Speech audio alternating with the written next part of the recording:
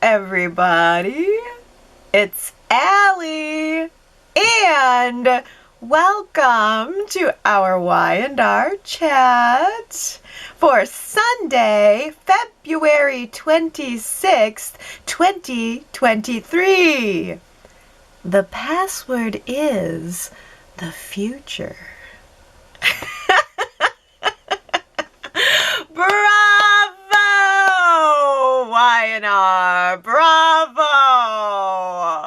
The Sally Double Dream episode was fun and creative and shocking and genuinely enjoyable from beginning to end. To the artiste that came up with that whole idea and to everyone else who made it happen, I just have to say thank you, because I don't think I've been twisted like that in years. It was so much fun. You got me, Y&R. You got me. And it felt good to be got. I was watching the episode thinking, wow, this is moving so fast. And then as the intensity grew, I suddenly realized, wait a minute, it's all blue. It's all blue. And then just a few moments later, it was all rewound right to the beginning. Super creepy to watch everyone in backwards motion, by the way. But we just rewound back to the start, and everything started again, but then turned yellow next time. Fun. Just pure fun. I thought it was interesting, though, that the Nick fantasy was in all yellow, a warm color, and the Adam fantasy was in all blue, cold color. Coincidence? Does this mean something? Maybe, maybe not, but color was just such a big part of the episode. And also, in both colors and in standard color, I have to quickly say that Sally looked beautiful for all of these scenes. That red geometric dress that she had on just perfectly matched the tone of her hair with matching red nails too. Can we call it garnet? That's what I'd call it. I'm imagining what is the color of her hair, and like, you know, when you get the bottle or however they do it, it's probably multiple colors, but in my mind it's garnet. The garnet dress with the half circles and the black stripes and the black tights, and then she had this gorgeous rosy red lipstick and rosy eye makeup. Like, she looked worth fighting for. It was visually stunning, the whole thing.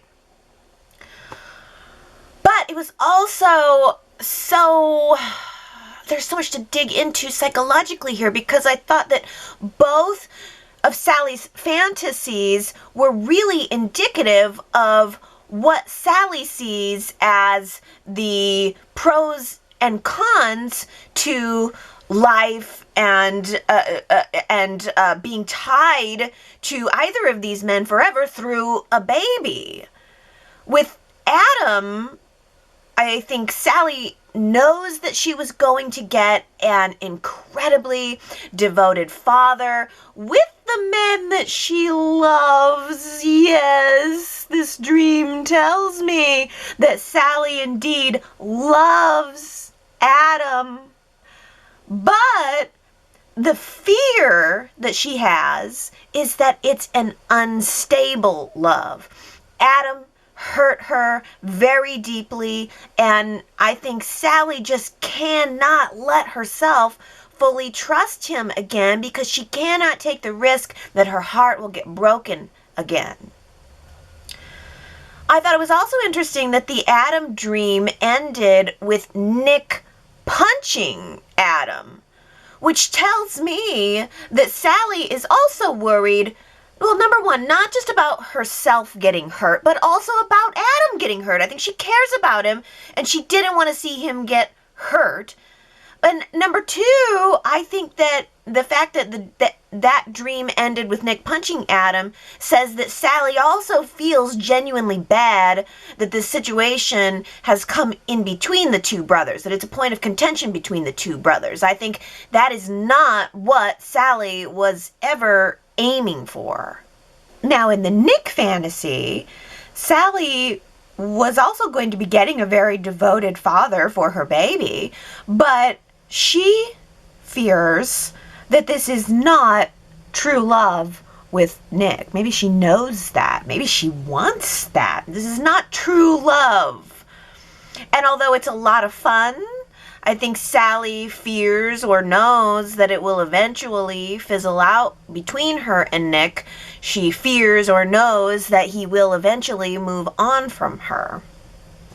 So, two completely different guys, two completely different scenarios, neither one of them what she had in mind for herself and for her child.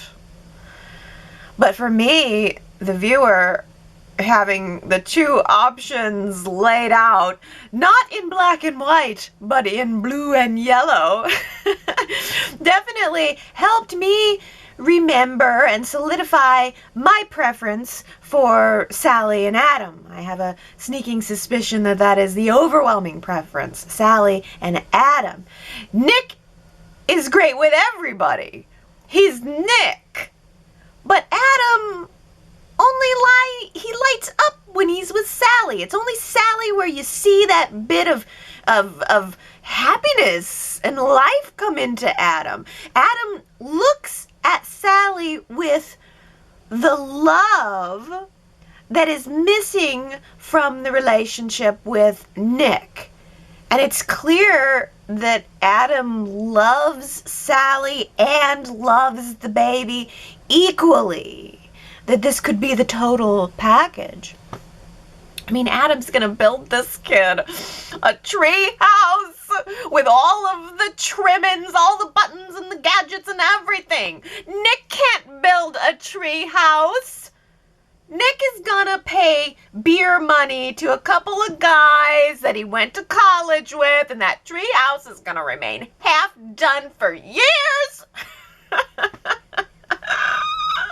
Just like that house that he was gonna build for Summer and Kyle. Do you remember that? That Summer and Kyle house that never materialized? Same thing. I can see it all now. But the issue between Adam and Sally is not Adam's love for her. It's really not. The issue's not really love. The issue is Sally's choice to be with Nick. And it's a choice that she has made over and over again. Maybe Adam is who she loves, but Nick is who she chooses. So when the paternity test results were finally opened, I mean, the paternity tests are in, but first 2 episodes. So when those tests were finally opened for real this time, we found out that Adam is the father. And I don't know about you, but I felt an instant wet blanket on that Nick and Sally goodbye kiss just before she called Adam to tell him the truth. And also the bedroom scenes between Nick and Sally after the truth was revealed just had kind of a gray cloud hanging over it for me. Don't you think that Nick would feel weird getting down with a woman who's carrying his brother's child? His nephew? I don't know. I do know that Adam was absolutely dumbfounded by the news that Sally told him. I mean, she to her credit, she was sure to, immediately tell him, but also she wanted to immediately tell him that this changes nothing between them. And Adam was like, how can you say that? This changes everything. That's the line that everybody kept on saying this week. This changes everything. And maybe that's true. Maybe the day that Adam and Sally last slept together, apparently had that underwhelming sex, maybe that was not the day that their relationship ended, but instead it was the day that their relationship began again. Well, my prediction is that Adam and Sally will bond over this pregnancy, but then I think that they are also going to bond over the loss of this child. Sad, but I can kind of see Y&R setting up all of this stress for Sally that will end in a miscarriage and maybe further fuel the rivalry between Nick and Adam.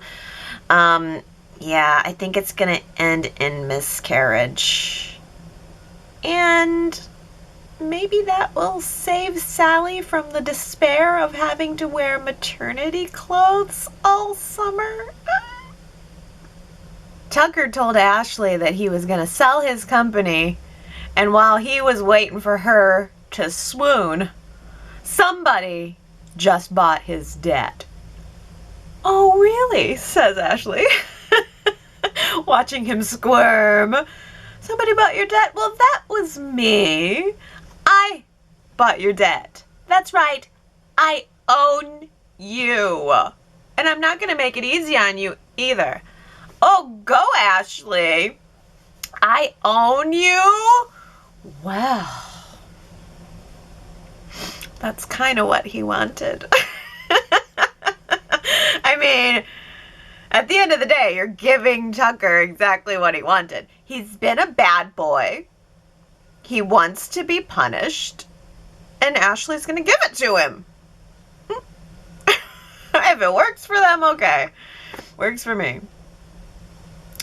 Ashley tells Tucker that his, first order of business, the first bone he has to fetch is Victoria.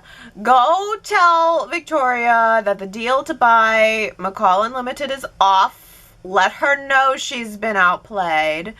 And then in the previews for next week, Tucker is offering Devon some deal of a lifetime. So I'm wondering, since Ashley is pulling the strings now, and she mentioned bringing in another player, I wonder if Ashley wants Tucker to approach Devon to form a partnership to run McCall Unlimited, which would maybe end up pitting Devon and Tucker against Nate and Victoria. Because we know Devon and Nate have the rivalry, Tucker and Victoria have the potential rivalry. It's kind of where I'm wondering if that's going.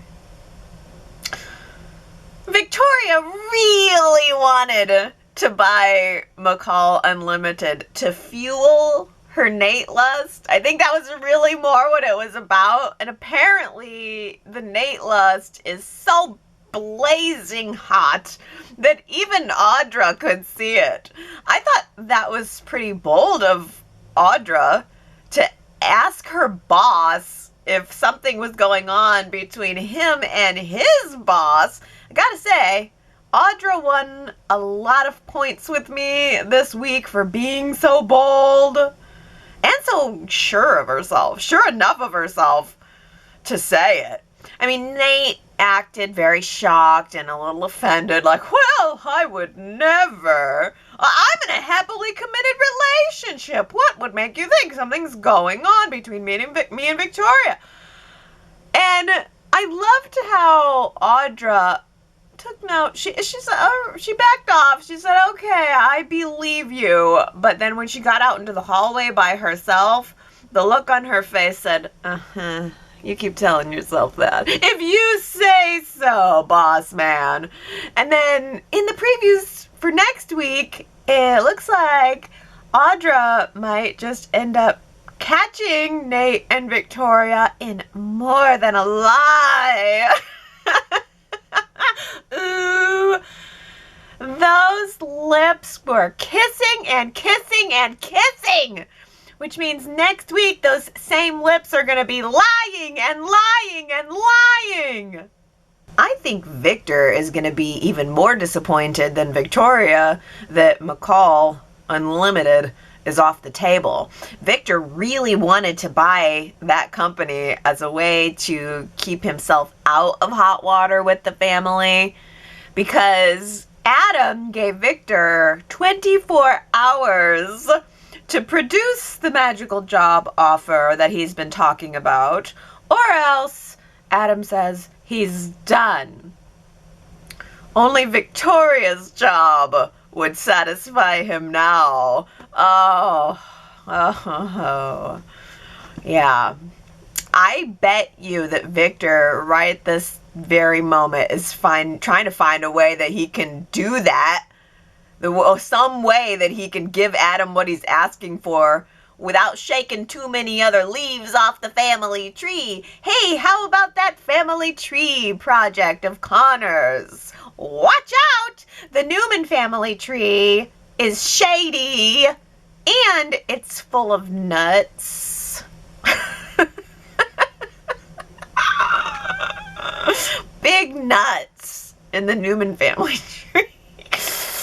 Actually, on both sides of Connor's family, just a bunch of nuts. I mean, we know about the Newmans, but it's easy to forget how nutty Jeffrey and Anita are, too. It promises a lot of good personality for Connor in the future. I think Connor's going to be the one to watch in the future. Nuts on all sides.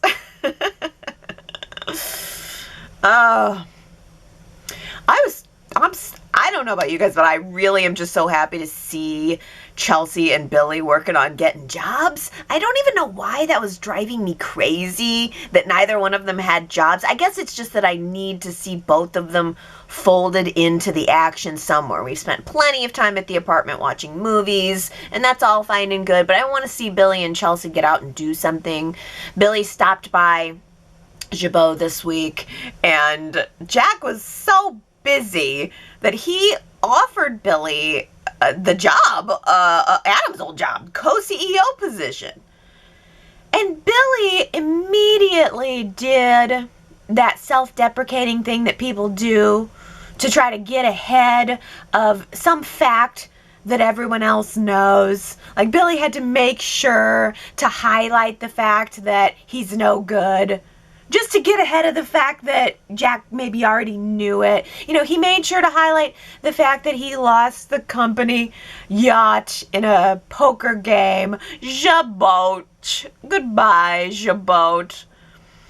And he also made sure to say, you know, well, I basically quit every job I've ever had, so you know how this will end. And that's all stuff that we've been saying. But that really made me feel for the guy, because I'm always rooting for Billy, but I also really like the fact that he's a character with a fundamental flaw that I can hang my hat on every time. I like that about Billy. He's predictable in his unpredictability. Yeah, it makes him interesting. It makes him juicy. It gives him more depth, I think, knowing that there's that flaw's always there and it's probably always going to break. It always does. But Jack, he is getting such good lovin' from Diane that he's like a whole new man. I mean, Jack was being so supportive and encouraging of Billy, trusting of him, really wanting to give him this chance. And in return, Billy was able to open up to Jack about his growing feelings for Chelsea. That's a big deal. First of all, Jack and Billy really haven't been on intimate terms in a long time. So it was nice to see them sitting down really, really talking. And I like the idea of them working together, so long as the position that Billy has at Jabot is not stifling to him, or that I want him to find a passion at Jabot, not just kind of fall into the Adam pattern of boring corporate job. But also, I really like that Billy was able to talk about something that he hasn't told us, the audience, yet. I mean, 2 weeks ago, both Billy and Chelsea were saying, "Oh no, we're not on a date. Nothing going on here. If we were on a date right now, you would know it." So I was really surprised when he was suddenly able to admit that there is more going on between he and Chelsea, that there's a growing closeness there that goes beyond friendship. We haven't heard that from Chelsea yet. Chelsea also seems to be having a growing friendship with Adam. Adam chose to confide in Chelsea about Sally's pregnancy. And it was only a few months ago that Chelsea would not have been able to handle that information. She would have been overwhelmed with jealousy. She was jealous that Adam and Sally were dating, let alone that she would have been carrying a half-sibling of Connor's. But Chelsea has changed so dramatically, and she seemed genuinely happy for Adam. She was encouraging him to focus on the bright opportunity ahead of him, the fact that, he's going to have a new son or daughter to dote on. And the Sally thing, that's going to play out however it is, but focus on the child. And I liked that advice. It's just the kind of sunny attitude that Daniel is going to need over at Omega Sphere, right? All of a sudden, Chelsea is very interested in gaming, and I guess looking back on it, boy, they have been planting seeds for that I didn't realize. Connor and Johnny's interested in gaming right at the same time that Daniel's on a gaming platform. Chance too. So Chelsea really honed in on that. She takes an interest in Omega Sphere this week. She's a mom who has a son, a gamer son, but she's also this person who has been struggling with depression. So she could certainly use this opportunity to maybe work on what's promised to be a life-changing gaming platform, maybe to, not just help herself, but also to help others. Lucy and Heather are on a plane back to Portugal right now, and I'm surprised how sad that makes me. I'm surprised how much I absolutely loved those scenes. Daniel putting on Lucy's blue bracelet was such a great moment. It really felt like the beginning of something. But then Heather burst Daniel's bubble a little bit when she warned him to not push Lucy too hard. It's good that you guys have mended some fences, but don't push her too hard. She's still a teenager. She still has all of these feelings. And after that, Daniel was totally crushed. He just retreated back into himself. He had this great victory, this great moment, and then he just spent the rest of the week moping, kind of taking it out on Phyllis a little bit, too. He even told Lily that he wasn't sure if he could move forward with Omega Sphere now. I don't know. I thought it was all very positive with Lucy, but instead all he can focus on is what he doesn't have, which is what he already didn't have, Heather. But he's got Lily right there too, and Lily's very supportive, and she was luckily able to talk Daniel out of quitting Omega Sphere for his sake, but also for hers, because she is going to need to make some money for Chancellor Winters so that they can afford Devon's lawsuit. Devon has hired the best attorney in the history of ever, Christine Williams. I imagine, though, that it's Christine and her team. In my mind, Christine is so famous and she's so rich and she has everything now. She does not need to be bothered with any of this. She doesn't need the job. She should be and could be retired by now. And instead, she's stuck taking cases for anyone she's ever known. She's taken, big, high-paying cases, like Devon's, but she's also taking these smaller paying cases like Mariah and Tessa's adoption. So I am imagining that she probably has 10 other people behind the scenes doing the legwork and the research for her, and then she just comes in to meet with the clients and do all of the juicy stuff. Which really is maybe not even that juicy, because Christine's always the mediator. In very true Christine form, she made sure to try to talk Devon out of the lawsuit first. Okay, I'll be your counsel, but first, are you sure? And that's the same thing that Abby has been trying to do, and doing it beautifully, by the way, in her all-white sparkle suit. Oh my gosh, she looked like Elvis or something, all lit up in that heavenly white suit, sparkling, just blazingly beautiful. It was stunning. And she had like a little white lace top under it. Oh, Abby looked good this week. Nate saw Christine coming out of Devon's penthouse, which made for a delightfully awkward moment between them.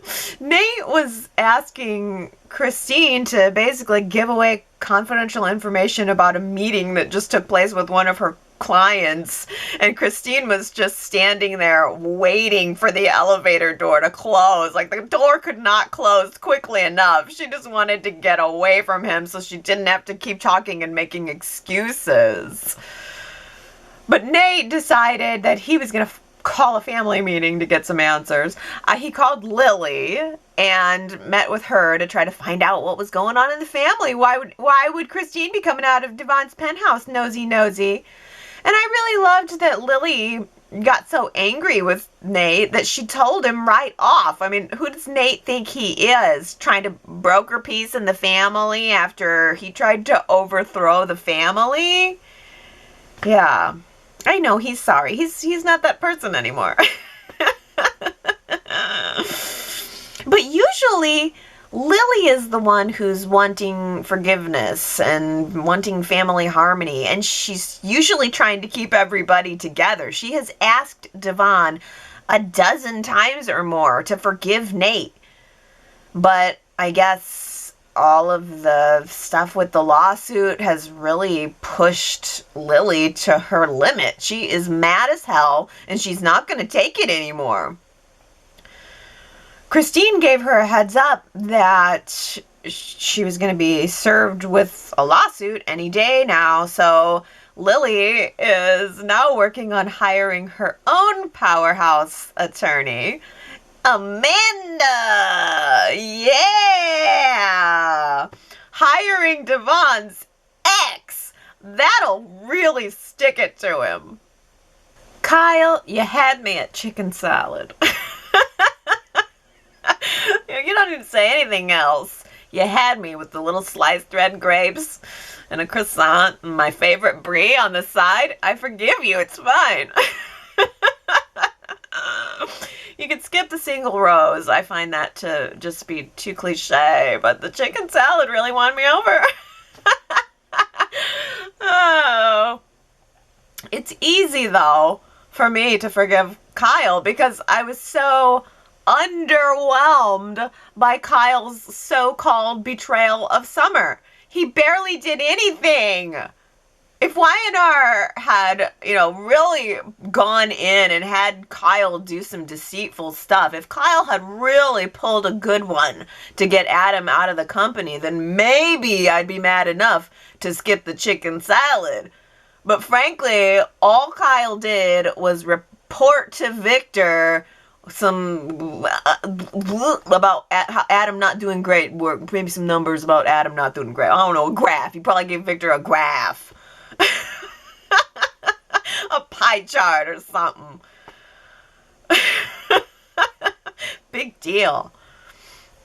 And Summer's reaction is like so big, as if Victor is the devil or something. I mean, Summer has had all of these tender scenes with her grandfather lately, and then she turns around and calls him a vampire. Something's not adding up.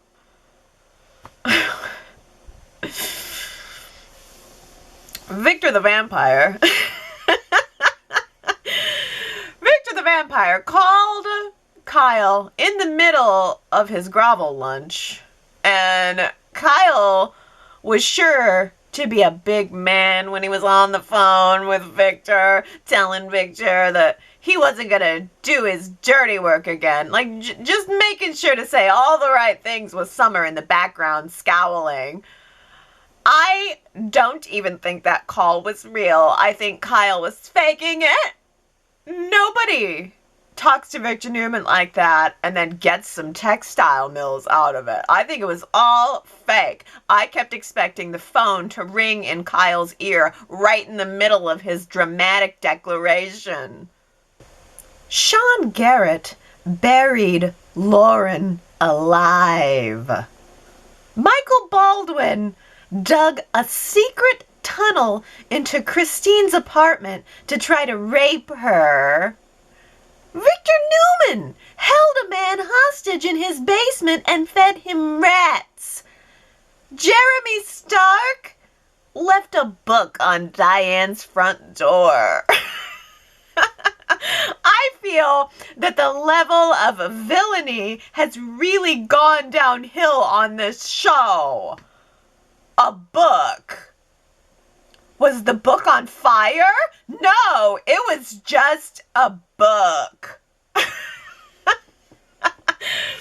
It was a book about a jewel heist. How clever.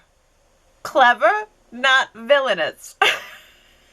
Clever, not dangerous. Jeremy Stark is so ominous and so sexy, and he talks a big game, but when is he gonna do something? Since he's come back, and even before he left, he spent all of his time just trying to convince Phyllis to help him. I don't know what he needs her for. A courier will drop off as many packages onto Diane's front stoop as you want. You don't need Phyllis. What's the plan? The best thing that he has done so far is to taunt Chance. Get Chance all wound up. Like, Chance is going to have an aneurysm or something. I am legitimately worried about his health. He didn't look good. This is not the right career for him. But I did love how Diane got everybody whipped up into a foam, acting like that smiley face package contained a bomb or some anthrax or something. And then she just ripped it open defiantly while everyone was holding their breath, and it was a book. Oh, poor Chance. He turned red with anger. Like, why don't you people let me do my job? Why don't you people let me protect you from Jeremy Stark? I think, Chance, you need to protect Jeremy Stark from these people. They are the ones that committed the crime, and you know it.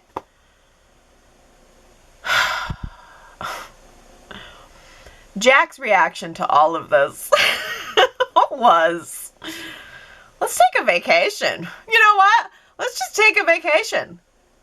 Jeremy can't reach us if we're in Barbados. That is some good thinking, Jack. Good thinking. That'll give Jeremy a couple of more weeks to stand around having coffee and pressuring Phyllis, and I'm sure that everything will have sorted itself out by the time you get back.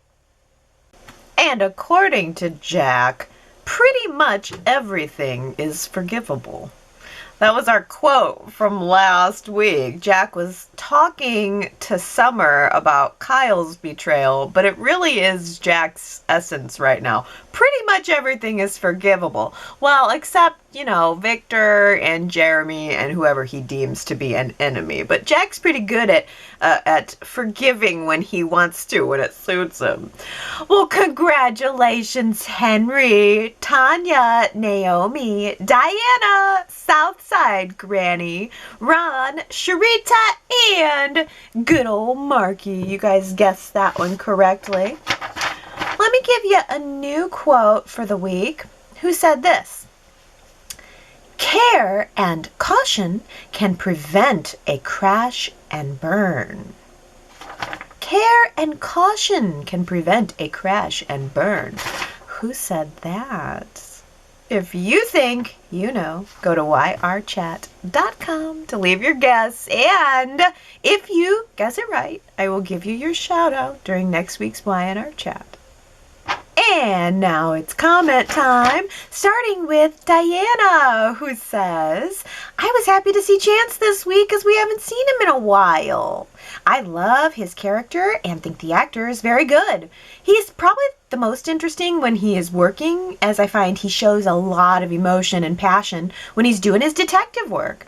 I hope we see more scenes with Chance keeping the peace in Genoa City, and I definitely want to see him off duty in romantic scenes with one of the characters, most likely Sharon. Yeah, Chance, he's great when he's given the room to be great, isn't he? I mean, everything with Jeremy Stark, I mean, the book was funny, but I mean, Chance stole the scene with Jeremy Stark, and then he carried it over to Jack and Diane, and he stole that scene too. So it was really good to see Chance in action and with the passion and the emotion and everything heightened. Like, Chance just works when everything is heightened, but I think we do need to see that. I want to see him have that slow burn romance too. Like, I think we need to see what kind of passion Chance can really bring when it comes to romance, because he was a recast into the relationship with Abby, and that's over now. I want to see something really meaningful build for Chance in the relationship department. Oh, how about this twisty idea from Victoria, who says, I wonder if Diane sent the package to herself so that Jeremy would be violating his parole and be sent back to prison. I love that people are still so suspicious of Diane. I can't remember who mentioned it, and I searched for the comment and I couldn't quickly find it, but someone was mentioning last week in the comments about why is it that we believe it a little more when Tucker says he's changed, and Diane says that she's changed, and there's still people who are constantly suspicious of her. But I think that the difference is we're seeing Tucker go through the process of that internal struggle. Diane has already done that. Diane's internal struggle about changing her life happened in LA, off screen. The audience didn't see it. So all the audience really sees of Diane is her saying she's changed. We're not seeing the conflict there. So it comes off as a little hollow when Diane is constantly saying, no, I've changed and there's no more lies. And then all of a sudden, what do you know? There's another lie that pops up. So keep the Diane suspicion coming. Well, Alan says, Jack sure has an optimistic outlook these days. I can understand why he would want Billy back at the family company. I just wish he would see that he needs a creative role, not a corporate one. The Chatters see that from a mile away. Come on, Jackie. I wonder if they're going to do this, and will Kyle team up with Victor to get Billy Boy fired too? Kyle's pettiness and jealousy may become an ongoing problem. His promise to never lie to Summer again just didn't seem like it was going to stick. Yeah, I think we know why Jack has the optimistic outlook these days. Jack is getting something that is fulfilling him, shall we say. And so, yeah, he's just, he's definitely a different man these days. But yeah, Kyle's gonna need something. And it's an interesting idea that what if the thing with Adam wasn't about Adam at all? It's about Kyle being jealous and petty, and maybe with Billy coming in to fill that role. If we start to see Kyle having that bit of pettiness and jealousy toward his Uncle Billy too, that'll be interesting, because we know that's a character flaw with Kyle. Or then we would know that that's a character flaw with Kyle. Yeah, I mean, Kyle is so spoiled, and so he is kind of it seems like everybody around him sort of takes care of him. It's like Jack took care of him, Diane takes care of him a little bit, Summer kind of takes care of him. I think there's more to Kyle. I want to get into him. I want to see, even if it is something negative, a negative, character flaw, I want more from Kyle. Well, how about that Phyllis sympathy poll from last week. I asked you guys, do you have sympathy for Phyllis? How much I think I said, how much sympathy do you have for Phyllis? 66% of you said, not much. Not much sympathy for Phyllis. 33% of you said you got some sympathy for her. Marianne V voted not much, along with a lot of other people. Phyllis is very manipulative and very impulsive. She does things without thinking how her actions will affect Daniel and Summer, and I'm so tired of her hatred for Diane. She probably will join forces with Jeremy Stark to bring Diane down. Yeah, I think she will. I absolutely think she will. Astra says, as much as I love Phyllis, she gets no sympathy from me. She meddles and expects a medal if just a little bit of good comes out of it, but doesn't want to take credit for the chaos that her meddling causes. Yeah, ends justifying the means.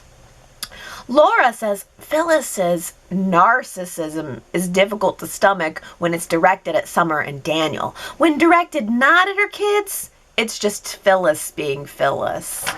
You know, that's a good point, Laura. A lot of the times it's just Phyllis being Phyllis, but then when it's, about kind of meddling in the kids' lives, it does take on another level. Naomi says Phyllis is her own worst enemy. She moves from one bad choice to another without regret. I often feel sorry for her. She never learns from her mistakes because in her mind, she doesn't make them. Naomi, that's so good. She never learns from her mistakes because in her mind, she doesn't make them. Oh, that was great. T. Nicole says, I voted not much sympathy for Phyllis. She does go too far and does not listen to her children when they tell her to stop overstepping and let them figure it out themselves. They need someone to support them, not fix their problems for them. And in the way Phyllis wants to. She brings the issues in her life on herself, but don't get me wrong, I need Phyllis to be exactly who Phyllis is. She is so entertaining to watch, and I love her for it. So, I may not have sympathy for her, but I do still love her. Michelle Stafford plays Phyllis perfectly. So, do you have sympathy? How much sympathy do you have for Phyllis? Sue W. says some. Have some sympathy. This was the only comment I think that was a sympathy vote for Phyllis, although that is where my vote went too. I said I have some sympathy for Phyllis. But Sue W. says, I have some, although to clarify my choice, I have little sympathy for Phyllis kerplunking into the nasty holes she digs herself. What I do feel is more empathy for her on just a purely human basis. She loves fiercely and hurts desperately, and when she feels, rightly or not, that she has been wronged, when she feels, rightly or not, that she's been wronged, pain is a universal emotion that I can find genuine even in an unlikable character, hence the empathy. Kindness in understanding. And all that gobbledygook that Tucker probably spews better than I have. Yeah, I think that's the thing. I feel for Phyllis on that human level. But Sherrod says, Allie, you gave the chatters the choices of some sympathy for Phyllis and not much. But my more accurate answer is none. Phyllis has been off the rails for a while now and has no self-reflection on the trouble she causes. Even when it's pointed out to her, she doubles down about being right about her actions. Yes, that is definitely also, back to what Naomi was saying, that's Phyllis's fundamental character flaw. She never makes any mistakes in her mind because she doesn't make them. She never does anything wrong. If in her mind she never does anything wrong, then she never has to have anything to apologize for. But about that poll, how much sympathy do you have for Phyllis? I structured it to ask you if you have some sympathy or not much sympathy. I did it on purpose because I had thought, well, if I asked you the question, do you have sympathy for Phyllis? No one would have said, yes, I have unconditional sympathy for Phyllis. I think 10% probably would have taken a hard line, as you have, Sherrod, saying, I have zero sympathy for Phyllis. And then it kind of washes away the middle. I was really trying to get a beat on which way people are leaning when it comes to Phyllis. It's kind of trying to get to the heart of that matter, because it's like, well, what I'm sort of looking for is, I have sympathy for Phyllis, but, or I don't have sympathy for Phyllis, but.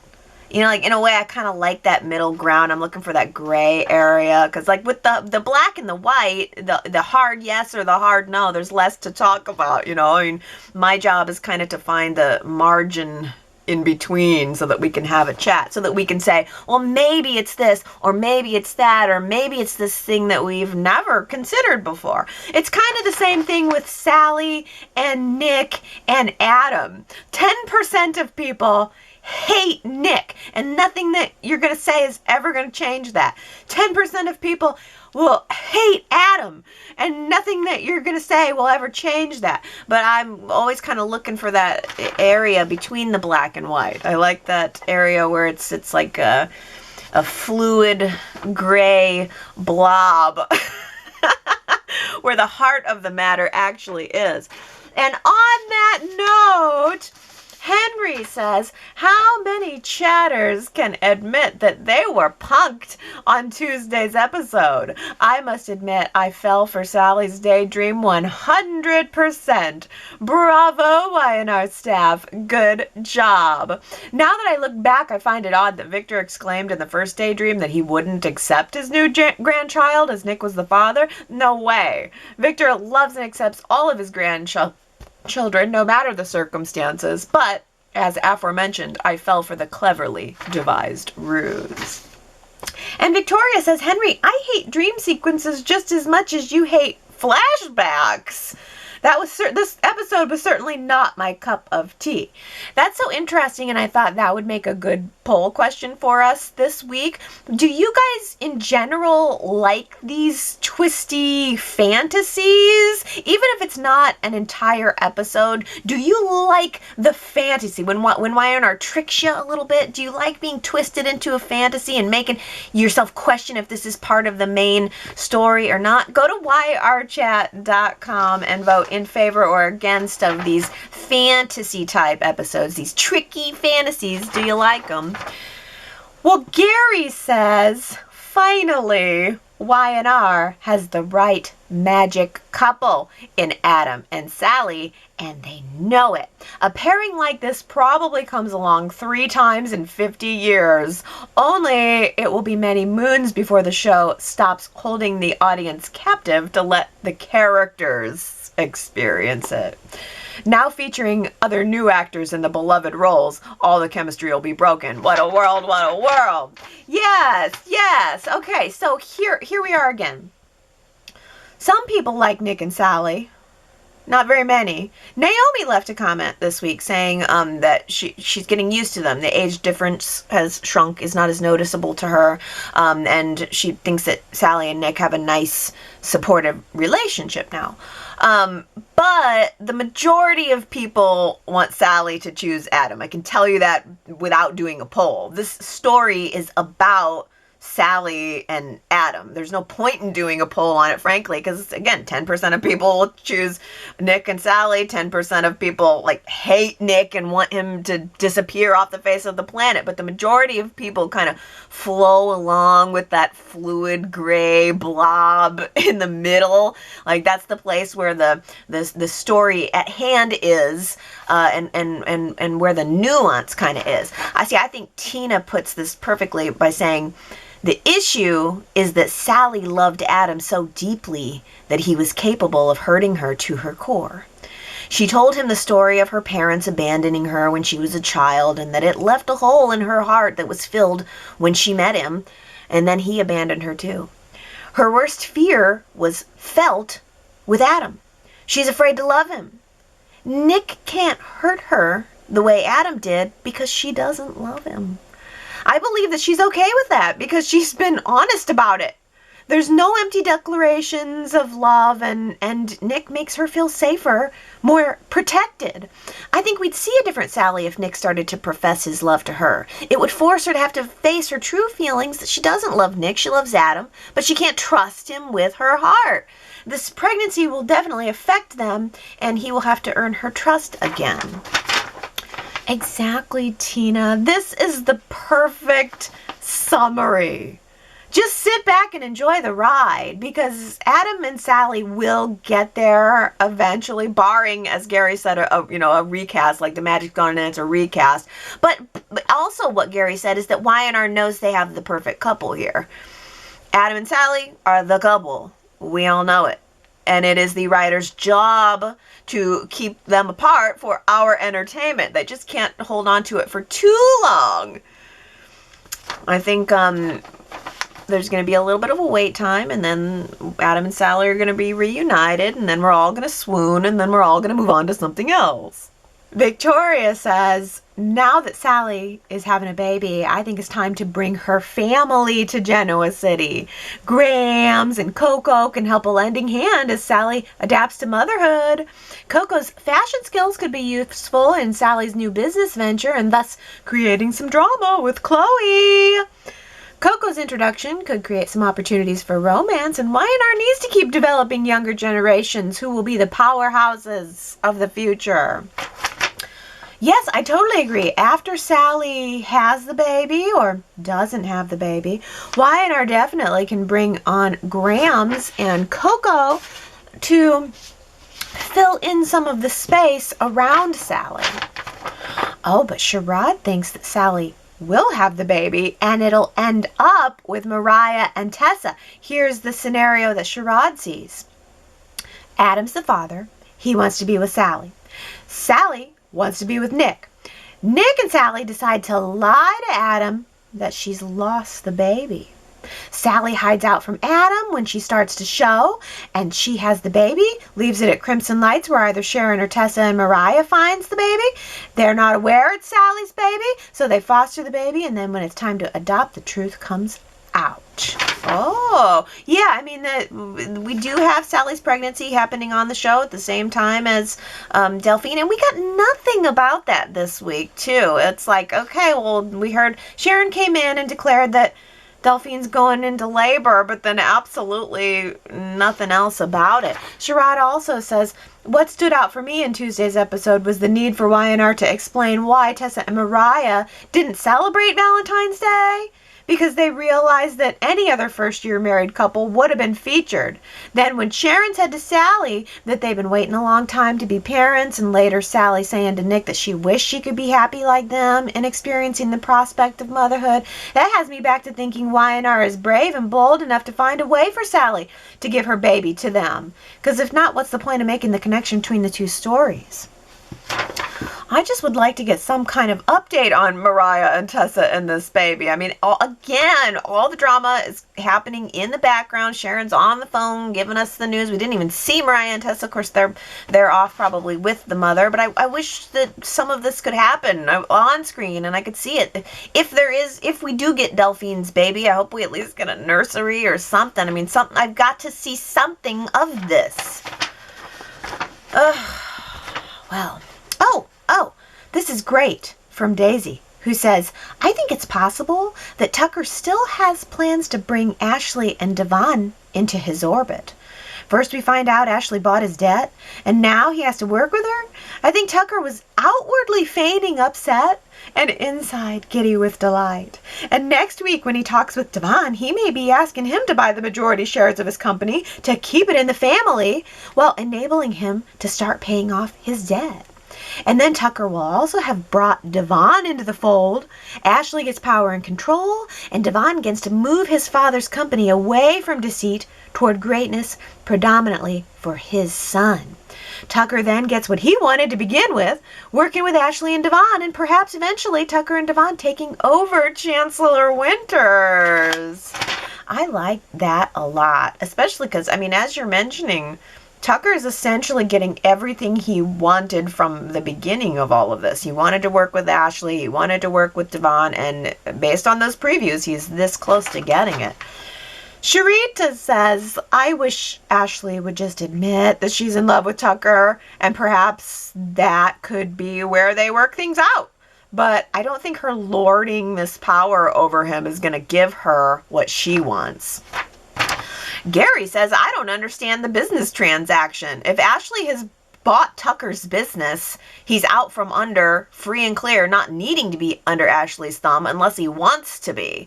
Ashley will try to lead Tucker around with a black leather riding crop unless he tells her outright no. Sorry, but the visual image of Ashley riding Tucker around with a black riding crop, that's pretty good.